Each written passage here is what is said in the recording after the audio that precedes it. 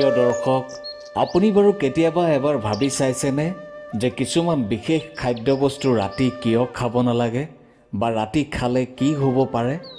এই প্ৰশ্নটোৰ উত্তৰ যদি আপুনি জানিব বিচাৰে তেন্তে আজিৰ ভিডিঅ'টো আপোনাৰ বাবে।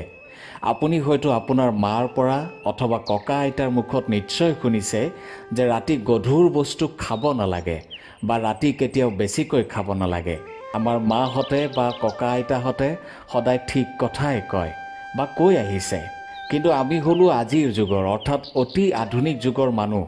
গতিকে ককা আইতাহঁতে কোৱা কথাবোৰ আউটডেটেড হৈ গ'ল বা আওপুৰণি হৈ গ'ল। আমি নিশ্চয় তেওঁলোকতকৈ অলপ হ'লেও বেছি জানো, নহয় জানো? আমি যদি ভালকৈ লক্ষ্য কৰোঁ তেন্তে আমি জানিবলৈ সক্ষম হ'ম যে ককা আইতাহঁতে কোৱা কথাবোৰৰ আঁৰত লুকাই থকা গৱেষণাৰ দাবীদাৰ কথাবোৰত কিমান বিজ্ঞান লুকাই আছে।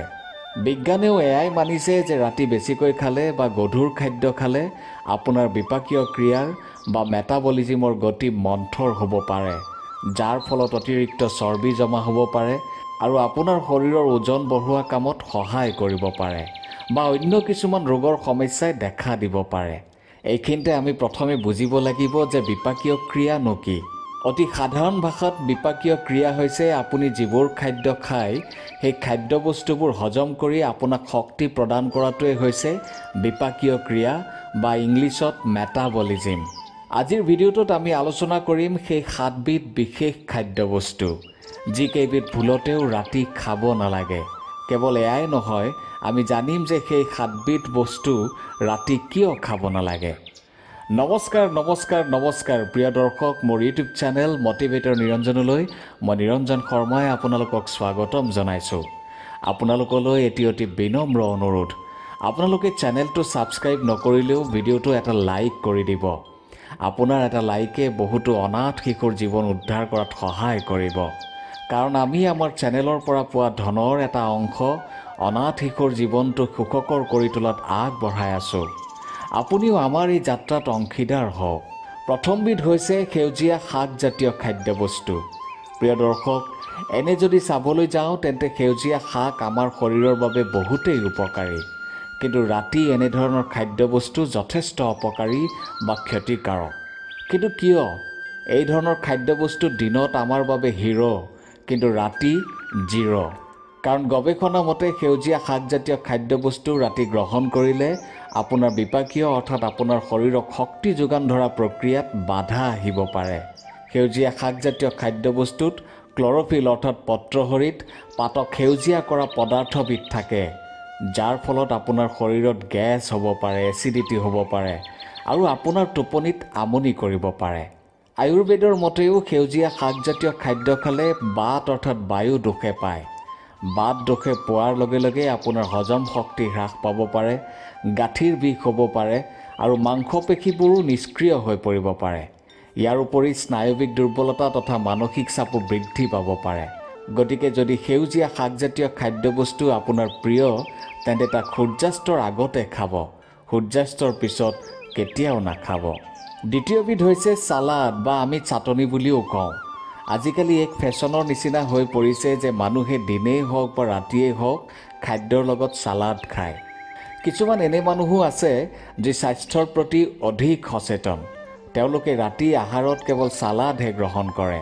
কিন্তু আপুনি এবাৰ ভাবি চাইছেনে যে দিনত যি ছালাড আমাৰ শৰীৰৰ বাবে উপকাৰী, ৰাতি কিয় অপকাৰী? ছালাড সাধাৰণতে কেঁচা খাদ্যবস্তুৰে তৈয়াৰ কৰা হয়। ৰাতি কেঁচা খাদ্য প্ৰক্ৰিয়াকৰণ কৰাটো অতি কঠিন হৈ পৰে আৰু ইয়াত অধিক শক্তি খৰচ হয়। যদি শৰীৰে খাদ্যৰ হজম প্ৰক্ৰিয়া দ্ৰুতভাৱে প্ৰক্ৰিয়াকৰণ কৰিব নোৱাৰে তেন্তে পেটত সেইবিলাক অতিৰিক্তভাৱে জমা হোৱাৰ প্ৰক্ৰিয়া আৰম্ভ হয়, যাৰ ফলত আপুনি অসুস্থ হ'ব পাৰে আৰু আপোনাৰ টোপনিত নেতিবাচক প্ৰভাৱ পেলাব পাৰে, যাৰ ফলত সতেজভাৱে সাৰ পোৱাটো কঠিন হৈ পৰে। আয়ুৰ্বেদৰ মতেও ৰাতি আমাৰ শৰীৰত হজমৰ বাবে থকা অগ্নিৰ গতি সদায় মন্থৰ হৈ থাকে, যাৰ ফলত কেঁচা খাদ্যবস্তু পেটত পৰিলে তাত থকা আঁহজাতীয় পদাৰ্থই হজম প্ৰক্ৰিয়াত বাধা আৰোপ কৰে। সেয়েহে আপুনি যদি আপোনাৰ হজম শক্তি অক্ষুণ্ণ ৰাখিব বিচাৰিছে তেন্তে ৰাতি ছালাড কেতিয়াও নাখাব। তৃতীয় বস্তু যি আপুনি ৰাতি খাব নালাগে সেয়া হৈছে দৈ। এইটো শুনি আপুনি নিশ্চয় আচৰিত হৈছে, কাৰণ দৈ আমাৰ শৰীৰৰ কাৰণে অতি উপযোগী। দৈয়ে আমাৰ পাচন শক্তি বৃদ্ধি কৰে। কেতিয়াবা যদি পেটটো বেয়া লাগি থাকে তেন্তে দৈ খালে তাৰ ফল পোৱা যায়। আমাৰ সকলো সমস্যাৰ মূল হৈছে আমাৰ পেটটো। যদি এই দৈয়ে আমাৰ পেটটো ঠিক কৰি ৰাখে তেন্তে দৈ ৰাতি কিয় খাব নালাগে? 2014 এক গৱেষণা অনুসৰি দৈত অধিক মাত্ৰাত আইৰণ থাকে, যাক ৰাতি হজম কৰা কঠিন হৈ পৰে। সেয়েহে আপোনাৰ টোপনিত বাধা আহিব পাৰে। আয়ুৰ্বেদৰ মতেও দৈত অধিক মাত্ৰাত থকা আইৰণৰ বাবে কফ দোষে পায়। কফ দোষ বাঢ়িলে চাইনাচাইটিছ হ'ব পাৰে, ডিঙিৰ সমস্যা হ'ব পাৰে, হজম শক্তিটো প্ৰভাৱ পেলাব পাৰে আৰু কেতিয়াবা আপোনাৰ ৰক্তচাপতো প্ৰভাৱ পেলাব পাৰে। কেৱল এয়াই নহয়, কফ দোষ বাঢ়িলে প্ৰতি সময়তে এলাহ ভাৱত থকা, উদ্বেগ, মানসিক চাপ আৰু আপোনাৰ তেলীয়া ছালৰ লগতে চুলি সৰা সমস্যাৰো সন্মুখীন হ'ব পাৰে। সেয়েহে দৈ যদি আপোনাৰ অতি প্ৰিয় আৰু আপুনি যদি ৰাতিও দৈ খায় তেন্তে আজিৰ পৰা দৈ ৰাতি কেতিয়াও গ্ৰহণ নকৰিব। দৈৰ পিছত চতুৰ্থবিধ ৰাতি খাব নলগা খাদ্যবস্তু হৈছে অংকুৰ বা স্প্ৰাউট, অৰ্থাৎ মাহজাতীয় শস্যৰ গাজ বা গজালি। প্ৰিয় দৰ্শক, আজিকালি এইবিধ খাদ্যবস্তু শ্ৰেষ্ঠ খাদ্যবস্তু হিচাপে পৰিগণিত হৈছে। সাধাৰণতে যিবিলাক ছোৱালীয়ে নিজৰ স্বাস্থ্যৰ প্ৰতি অতি সচেতন, শকতৰ পৰা ক্ষীণ হ'ব বিচাৰে, তেওঁলোকে এই খাদ্যবিধ বেছিকৈ গ্ৰহণ কৰে। এটা কথা মানিবই লাগিব যে এই খাদ্যবিধ পুষ্টিৰ ডাঙৰ ভঁৰাল, শৰীৰৰ বাবে যথেষ্ট উপকাৰী। কিন্তু আপুনি জানেনে, ৰাতি যদি এই খাদ্যবিধ গ্ৰহণ কৰা হয় তেন্তে আপোনাৰ শৰীৰৰ কিমান ক্ষতি হ'ব পাৰে? 2011 এক গৱেষণা মতে এই গজালিজাতীয় খাদ্যত আঁহজাতীয় পদাৰ্থৰ পৰিমাণ অধিক হয়, যাক ৰাতি পাচন কৰা কঠিন হৈ পৰে। এই আঁহজাতীয় পদাৰ্থবিধে আপোনাৰ শৰীৰত থকা পাচন শক্তি হ্ৰাস কৰি দুৰ্বল কৰি তোলে, যাৰ ফলত আপুনি বিভিন্ন সমস্যাৰ সন্মুখীন হ'ব পাৰে। আয়ুৰ্বেদৰ মতে এই গজালিজাতীয় খাদ্য ৰাতি গ্ৰহণ কৰিলে বাত দোষ বৃদ্ধি পায় আৰু বাত দোষ বাঢ়িলে টোপনি নাইকিয়া হয়, অৰ্থাৎ অনিদ্ৰা। পঞ্চমবিধ খাদ্যবস্তু হৈছে ফল। প্ৰিয় দৰ্শক, আজিকালি বহুতেই ৰাতি দেৰিকৈ ফল খাবলৈ ভাল পায় আৰু ই এক ষ্টেটাছৰ নিচিনা হৈ পৰিছে। বহুতেই ভাবে যে ৰাতি ফল খোৱাটো ভাল, স্বাস্থ্যকৰ। ইংৰাজীত এষাৰ কথা আছে যে N Apple a day keep the doctor away, অৰ্থাৎ দিনত এটা আপেল খাওক, ডাক্তৰক আঁতৰাই ৰাখক, মানে আপুনি স্বাস্থ্যৱান হৈ থাকক। কিন্তু আপুনি যদি এই কথাষাৰ ভালকৈ লক্ষ্য কৰে তেন্তে দেখিব যে ইয়াত দিনৰ কথাহে কোৱা হৈছে, ৰাতিৰ কথা কোৱা হোৱা নাই।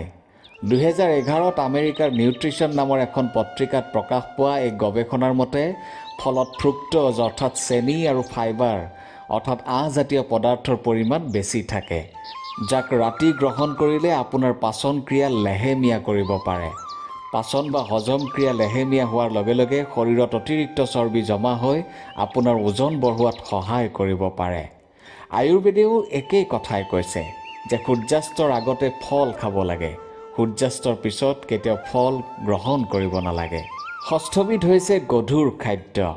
আপোনাৰ লগতো চাগে নিশ্চয় এনেকুৱা হৈছে যে কোনোবা এদিন ৰাতি মাছে মঙহে ডকচি খাইছে আৰু পিছদিনা ৰাতিপুৱা উঠিবলৈ আপোনাৰ মনেই যোৱা নাছিল। হয় প্ৰিয় দৰ্শক, এনেকুৱা প্ৰায় সকলোৰে লগতে হয়। ক'ৰবাত পাৰ্টি, বিয়া বা অন্য কিবা অনুষ্ঠান য'ত খাবলৈ পোৱা যায়, তাত আমি বহুদিনলৈ খাবলৈ নোপোৱাৰ দৰে ঠেলি খাওঁ, যাৰ ফলত পিছদিনা কিবা এটা স্বাস্থ্যজনিত সমস্যাত নিশ্চয় ভোগোঁ। এনে খাদ্যই আমাৰ পেটত এটা অতিৰিক্ত বোজা তুলি দিয়ে, ফলত আমাৰ বিপাকীয় প্ৰক্ৰিয়া দুৰ্বল হৈ পৰে আৰু ভাল টোপনি নহা, পেট ফুলা, বদহজমি আদিৰ দৰে সমস্যাই দেখা দিয়ে। যদি আপুনি ৰাতি চিকেন বিৰিয়ানী, চাহী পনীৰ বা অন্য গধুৰ খাদ্য খায় তেন্তে আপুনি নিশ্চিন্ত থাকক যে খুব সোনকালে আপোনাৰ শৰীৰৰ প্ৰয়োজনতকৈ অধিক ওজন বাঢ়িব। যদি এনেধৰণৰ সমস্যাৰ পৰা নিজকে ৰক্ষা কৰিব বিচাৰে তেন্তে ভুলতেও ৰাতি কেতিয়াও এনে গধুৰ খাদ্য নাখাব। আয়ুৰ্বেদৰ মতেও ৰাতি যদি গধুৰ খাদ্য গ্ৰহণ কৰা যায় তেতিয়া কফ দোষ বৃদ্ধি পায়, যাৰ ফলত টোপনিও ভাল নহয় আৰু গোটেই দিনটো গাটো এলেহুৱা গধুৰ লাগি থাকে। সপ্তম অৰ্থাৎ শেষৰবিধ হৈছে মছলাযুক্ত খাদ্য। আজিকালি আমি খাদ্যত মছলা নোহোৱাকৈ খাবই নোৱাৰোঁ। আচলতে এয়া আমাৰ এক প্ৰকাৰ বদভ্যাস, যি আমি এৰিব খুজিও এৰিব নোৱাৰোঁ। তাৰ একমাত্ৰ কাৰণ হৈছে আমি জিভাখনক বান্ধি ৰাখিব নোৱাৰোঁ। ৰাতি মছলাযুক্ত খাদ্য খালে আমাৰ শৰীৰটো ভিতৰৰ পৰা জ্বলিবলৈ আৰম্ভ কৰে। ইয়াৰ ফলত গেছ, এচিডিটি, বদহজমি আদি হোৱাৰ সম্ভাৱনা থাকে। আচলতে ৰাতি সদায় কোনো মছলা নিদিয়াকৈ খুব লঘু আহাৰ গ্ৰহণ কৰিব লাগে, যিয়ে আমাৰ পাচনতন্ত্ৰ সুস্থ কৰি ৰাখে। আমাৰ স্বাস্থ্যৰ সকলো সমস্যাৰ মূল হৈছে আমাৰ পাচন প্ৰক্ৰিয়া। যদি আপোনাৰ পাচন প্ৰক্ৰিয়া সঠিক ৰূপত কাম কৰি আছে, তেন্তে কোনো ৰোগে আপোনাক চুব নোৱাৰে। আৰু এই পাচন প্ৰক্ৰিয়া সুস্থ সবল কৰি ৰাখিবলৈ ৰাতি এই 7বিধ খাদ্যবস্তু খাব নালাগিব। কিছুমান খাদ্যবস্তু আমাৰ বাবে যথেষ্ট উপকাৰী যদিও ৰাতি খোৱাটো অনুচিত, কাৰণ আয়ুৰ্বেদৰ মতে আমাৰ শৰীৰত থকা অগ্নিয়ে সদায় সূৰ্যৰ পোহৰৰ লগত মিলিহে কাম কৰে। সেয়েহে এনে খাদ্য স্বাস্থ্যকৰ হ'লেও সূৰ্যাস্তৰ পিছত গ্ৰহণ কৰাটো নিজৰ শৰীৰটোৰ লগত খেলা কৰাৰ নিচিনা। প্ৰিয় দৰ্শক, এয়াই আছিল সেই 7বিধ খাদ্যবস্তু যাক আমি ৰাতি কেতিয়াও খাব নালাগে। ভিডিঅ'টোৰ পৰা যদি আপুনি নতুন কিবা এটা শিকিলে, তেন্তে শ্বেয়াৰ নিশ্চয় কৰিব, কাৰণ জ্ঞান যিমানেই বিলোৱা হয় সিমানেই বাঢ়ে। ধন্যবাদ।